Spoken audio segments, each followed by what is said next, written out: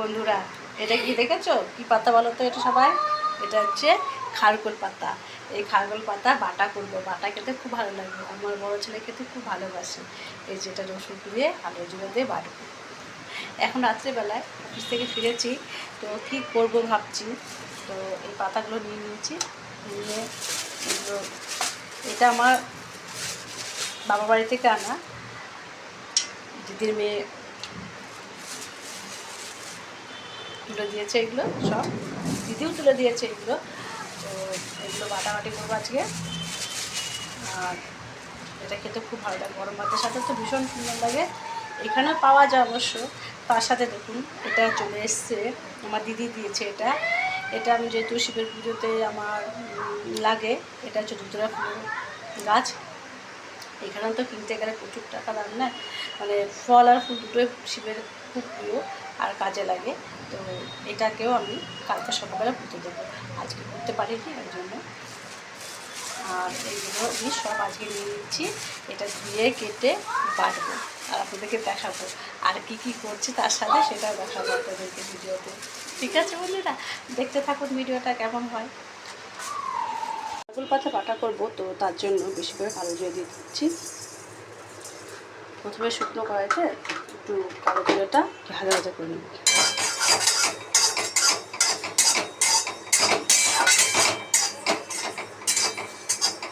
সেন্টটা আসলে উঠে, মানে এটাকে তুলে নেবো। এটাকে একটু সেন্ট বেরোবে কালো জিরে, যে একটা আলাদা সুগন্ধ বেরোয়, সেটা হয়ে গেছে।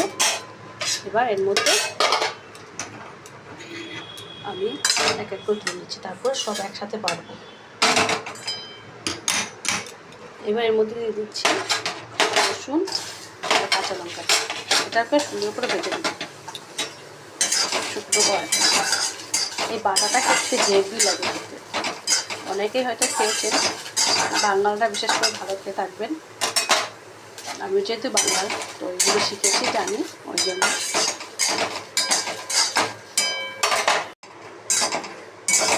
রসুন আর কাঁচা লঙ্কাটা হয়ে গেছে, কালো জিরে তো আগেই ভেজে দিয়ে দিয়েছি।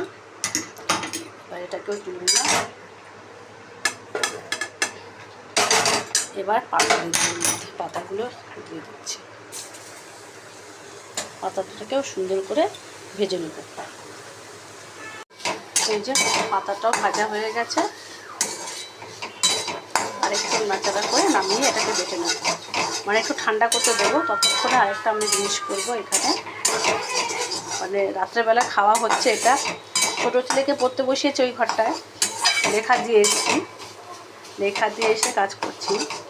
বারবার করে দিয়ে একবার করে দেখতে হচ্ছে যে ঠিকঠাক করে লিখছি কিনা। পাতাটা বসিয়ে দিয়ে আমি একবার দেখে আসলাম, না হলে তো ভাবে যে আমাদের তো খেয়াল করছে না, তাহলে আমরা চা খুশি করতে পারি। ওই জন্য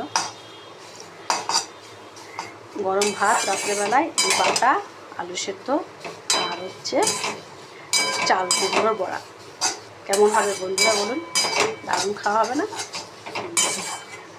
পাতা ভাজা হয়ে গেছে, নামিয়ে দিচ্ছি। এর মধ্যে একটু নুনটাও দিয়ে দিচ্ছি, কারণ নুনের কাঁচা গন্ধগুলো থাকবে না। এটা বাটার সাথে একদম বেটে নেবো। চাল কুমড়ো ভাজা হচ্ছে, এটা হচ্ছে চালের গুঁড়োতে করছি। এত কিছু রান্না হচ্ছে, এটা বড় ছেলের জন্য, যেহেতু আজকে আমাদের মাছ রয়েছে। আর মাছ হলে ওকে কী খেতে দেবো সেই নিয়ে আমার মাথা খারাপ হয়ে যায়। সকালবেলা তো খেয়েছে একরকম, দুপুরবেলা তো ডিমের অমলেট দিয়ে খেয়ে নিয়েছে, আলু পটলের ঝোল ছিল। আর এখন ওর জন্য এত কিছু রান্না করছি। এটা হতে থাকো, আমি যতক্ষণে বেটে আসি। এই যে শিলে আমি সব নিয়ে নিচ্ছি, একবার সব একসাথে নিয়ে বেটে নিচ্ছি, সব আলাদা করে দেবো। এই যে বাটা করছি, বসে পড়েছি বাটতে। একটু কষ্ট হয় বাটতে, কিন্তু খেতে বেশ ভালো লাগে। সেন্টটা এত সুন্দর বেরোচ্ছে, খুব সুন্দর সেন্ট। প্রচুর লঙ্কা দিয়েছি, খুব ঝালঝাল হবে, খেতে দারুণ টেস্ট হবে। বাটা হয়ে গেলে আপনাদেরকে দেখাবো একবার। এই যে বাটা হয়ে গেছে বন্ধুরা, এই দেখুন বাটা। এই যে শিলের মধ্যে লেগে আছে, এর মধ্যে একটু গরম ভাত দিয়ে দেবো, এর মধ্যে মাখিয়ে নেবো, এটা খেতে অপূর্ব লাগবে। এই যে এতটা বাটা হয়ে গেল আমার, এর মধ্যে একটু গরম ভাত নিয়ে নেবো। আর একটু নুন নিচ্ছি বেশি দিয়ে। এই ভাতটা খেতে দারুণ লাগবে এটা, আর এটা মাখানো দারুণ টেস্ট। এর যা স্বাদ, যারা খেয়েছে তারাই বলতে খুব সুন্দর হয়। এই যে এটা দারুণ। কিসে বড়া খাবে বলো? এই যে বাটা হয়ে গেছে, বাটা হতে হতে দেখছি হ্যাঁ সস দিয়ে দেবো। কুমড়ো পাতার বড়া, চাল কুমড়ো বড়া খাবে ছেলে, বলছে সস দিয়ে। এটা ছোটো ছেলে বলছে আর কি, ও সব সস দিয়ে। তো ভাজাটাও রেডি হয়ে গেল। দাঁড়াও দিচ্ছি সোনা, বলো সোনা।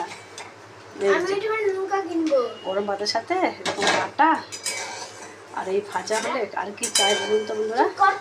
করবো দাদাকে বলছে চুপ করতে। বলো সোনা। তো বন্ধুরা কেমন লাগলো ভিডিওটা? যদি ভালো লেগে থাকে অবশ্যই একটা লাইক করে শেয়ার করে দেবেন। সবাই ভালো থাকবেন, সুস্থ থাকবেন, সাবধানে থাকবেন। টাটা, আসছি।